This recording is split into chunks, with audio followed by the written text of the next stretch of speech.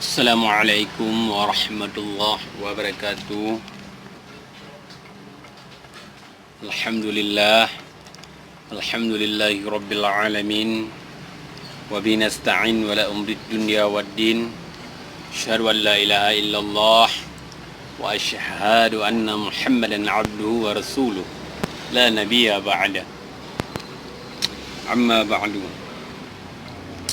Mandum puja dan puja kepada Allah, selawat dan salam ke Rasulullah Nabi kita Muhammad sallallahu alaihi wasallam. Kata-kata ta'zim lun tuan ke mandum ulama Aceh. Kata-kata ta'zim lun tuan ke mandum bangsa Aceh yang na di Aceh, di luar Aceh dan yang na bansikom dunia. Bacut lun sampaikan pertama terima kasih banyak dan lun apresiasi kepada Haji Muzakir Manaf atau mualim yang kana niat baik untuk gejak tuang bangsa Aceh yang na di Malaysia yang lun dengar menanbak berita lah. Lun terima kasih banyak. Jadi impak daripadanya ni tengok harus tak semikir shit. Andai kata nak 10 ribu rakyat Aceh yang hanai kerja di Malaya kena iatu ngang kapal. Okeylah. Dalam 10 ribunya cedera metuah kan mandu anak muda. Dalam 10 ribunya kan mandu anak muda di sinan na urang yang kadua bawa anak, di sinan na urang yang kalhe bawa anak. Melam lockdown yo mentang urangnya ka susah untuk gebi biaya belanja kana. Andai kata agaknya ndak puas kena. Tak kurung ile 12 euro. Kiban pernah ditanggung biaya selama 14 orang yang ke anak urangnya baik dah begah ile dang-dang mutemung kerja sino di Aceh nyamban cedera metuah. Jadi long rasa niat baik mualimnya god, alhamdulillah god, tapi cedera metuah impak daripadanya kali semiki 10 ribu na urang yang hana kerja pengangguran baniwo dari Malaya. Andai kata sira urang yang anak gelhe kiban gebi bukan anak yang mejino mentang dalam keadaan COVID-nya bantuan hana teruk cedera metua. Yang na aku pegah pemerintah Aceh cedera metua ya pecilet melisan ba ruang anak-anak bangsa Aceh yang naik Melaya. Nyan ban pemerintah Aceh ya cilet melisan cedera metua. Ya cilet melisan katruk bantuan ya pegah ibi bantuan kena gedih ke bangsa Aceh yang naik Melaya hana yang cedera metua. Melisan segaya cilet.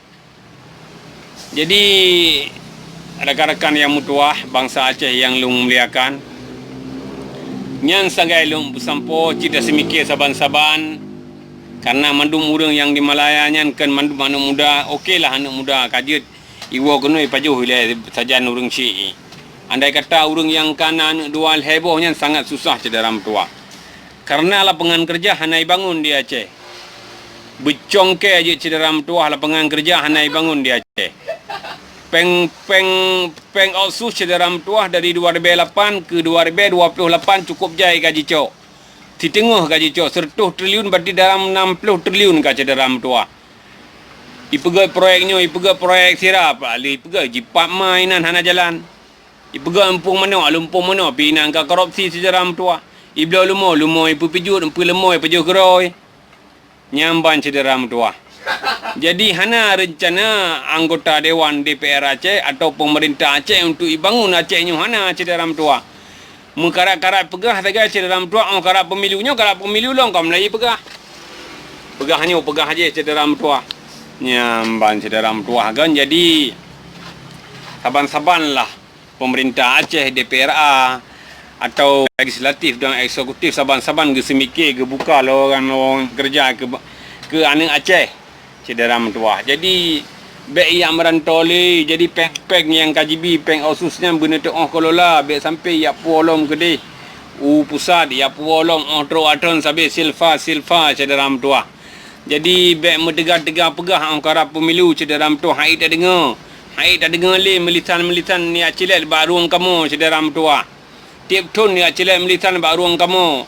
Tak dengar yang nan mu pakai yang nan mu pakai menyahanapah masalah proyek ini Pak Dewan.